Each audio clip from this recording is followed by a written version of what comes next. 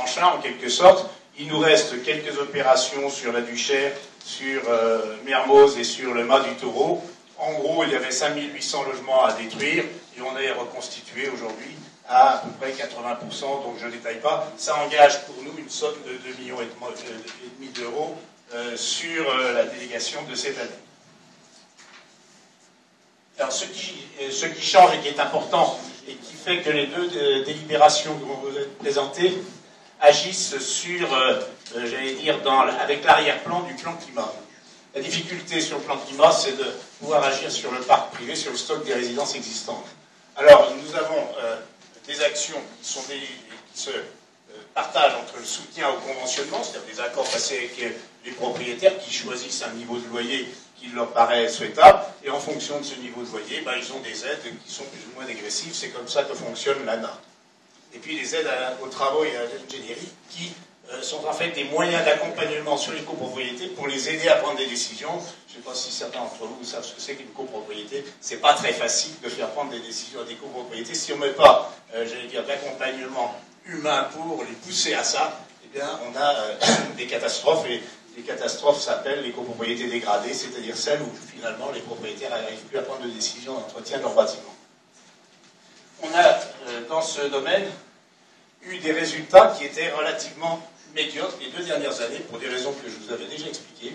C'est que les orientations de l'ANA jusqu'à ce jour réduisaient fortement le cœur de cible sur les gens à qui on pouvait destiner des aides. En gros, il fallait être très pauvre, il fallait être propriétaire, et il fallait faire des travaux très exigeants sur le plan énergétique. Au début de l'opération, le programme Habiter mieux national a complètement capoté parce qu'il voulait tout à la fois, en quelque sorte.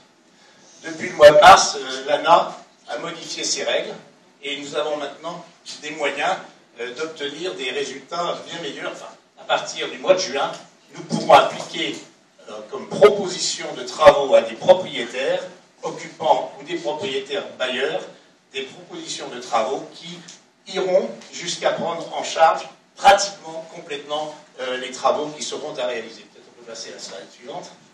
Si je prends des propriétaires qui ont des appartements de 30 ou 70 mètres carrés et qui veulent pratiquer, selon qu'ils le choisissent, un loyer intermédiaire ou un loyer social ou un loyer très social, ils auront des prises en charge de travaux dans la limite de 15 à 25 000 euros qui seront à 100%, 80% ou 40%, ce qui sont des participations très importantes, et surtout une déduction fiscale des revenus locatifs de 60% ou de 30% selon le loyer qui sera choisi.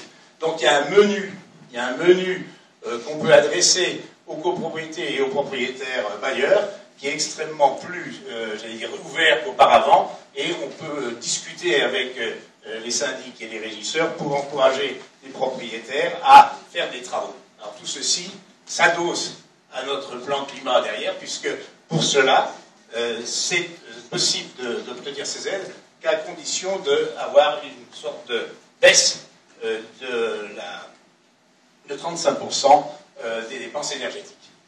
Donc, si vous voulez, dans notre plan climat, on a subitement une clé d'action qui, j'allais dire, motorise largement sur le plan des incitations les décisions des propriétaires bailleurs. Ceci dit, il faut le faire connaître, il faut le faire savoir. Ça sera sans doute un des points importants des mois qui viennent. Il y a les mêmes actions en direction des propriétaires occupants. Je ne les détaille pas, c'est le même principe. Simplement avec des aides qui ne couvrent pas 100% des travaux, mais qui en couvrent les 3/4 ou la moitié. Selon les cas, je ne détaille pas. Mais là aussi, on a, j'allais dire, une éligibilité à ces aides qui est fortement améliorée, soit en raison des plafonds de revenus de ces propriétaires occupants, soit en raison des niveaux de travaux qui sont à accomplir. Bon, je ne détaille pas au-delà, on va vous donner des renseignements, mais c'est les principes généraux.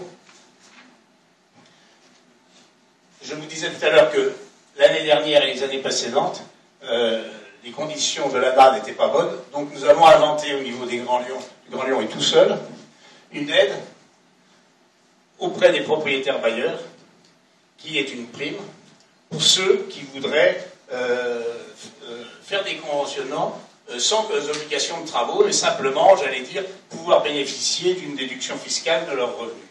Donc ça aussi s'ajoute dans l'ensemble des moyens financiers qui sont dédiés à ça, comme possibilité d'accroître le menu des choses à faire pour un propriétaire qui veut louer, entre louer socialement, moyennement ou pas du tout, ou au contraire faire, ne pas faire, ou pas des travaux, ou en grande quantité. Autrement dit, on a une palette qui est maintenant très complète sur ce plan de l'action en direction du parc privé. On continue.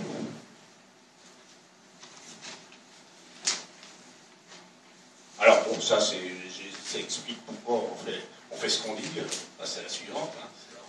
C'est normal. Et ce qui est important et qui constitue la deuxième délibération de... C'est normal, c'est normal. Si, c'est normal. Bon. Si, c'est normal à Lyon. Il vaut mieux. Ça, c'est la deuxième action qu'on va délibérer ce soir, qui concerne une action clairement inscrite dans le plan climat, cette fois-ci que nous délibérons, j'allais dire, de notre seule autorité. On rappelle les objectifs du plan climat qui passent vite à la réduction des gaz à effet de serre, 20% sur la consommation énergétique, et la délibération qui date du 13 février 2012. L'habitat représente 17% des économies qu'il faut faire, ce qui veut dire qu'on n'est pas tout seul, il faut que les autres secteurs en fassent aussi, mais nous nous rendons compte régulièrement de ce que nous faisons dans ce domaine. Alors, on passe ensuite. Le secteur HLM a des obligations avec l'État de faire des travaux de réhabilitation thermique. Ce sont les conventions d'utilité sociale qu'ils ont tous signées jusqu'en 2016 avec l'État. Nous avons décidé au Grand Lyon que tous ceux qui avaient l'obligation de passer en catégorie C de coefficient d'isolation thermique, qui n'est pas la catégorie choisie dans le plan climat, nous allions les aider à sauter une étape, à passer à la catégorie B. On a fait faire une évaluation et nous prendrons en charge la moitié des travaux supplémentaires. En gros, nous allons dédier une enveloppe de 7 millions d'euros pour faire en sorte que des logements, dès 2012, 2000 logements qui sont situés sur la carte que vous avez là, donc ils ont été sélectionnés dans l'ensemble puisqu'ils peuvent démarrer tout de suite, passent, au lieu de passer en catégorie C, passent en catégorie B, BBC rénovation, c'est-à-dire un effort supplémentaire en matière de résultats thermiques. Donc ce programme démarre tout seul, il est tout à fait dans la lignée du plan climat et il est éligible pour une première thèse de 2000 logements entre le 1er janvier 2013 et la fin 2014.